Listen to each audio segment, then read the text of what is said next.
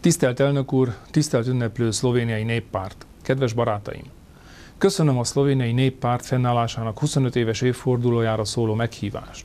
Sajnálom, hogy nem lehetek önökkel ezen a jelentős évfordulón, mivel szervezetünk, a Romániai Magyar Demokrata Szövetség 11. kongresszusát megelőző országos tanácskozáson kell részt vennem.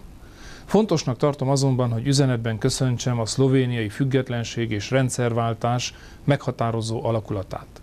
Bár eltérő mértékben és más körülmények között, de országaink megismerhették a kommunizmus és a szocializmus káros társadalmi hatásait.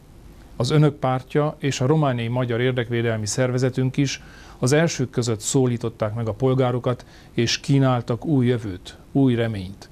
1987-89-ben a szlovéniai tavasz és a térség többi bársonyos forradalma adott erőt és hitet számunkra, a legsötétebb kommunista diktatúra országában, hogy az egésznek egyszer vége lehet. A szlovéniai néppárt ebben a folyamatban elévülhetetlen érdemeket szerzett.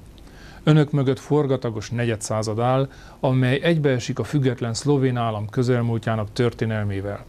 Az agráriumban dolgozók érdekeit védték, hatékony és független önkormányzatok kialakítását szorgalmazták, erősítették a régiókat, előkészítették az Európai Uniós csatlakozást.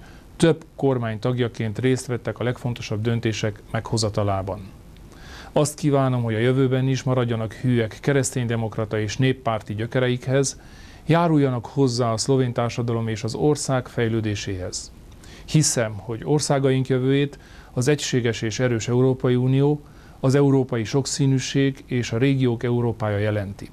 Boldog ünneplést és sok sikert kívánok a szlovéniai néppártnak!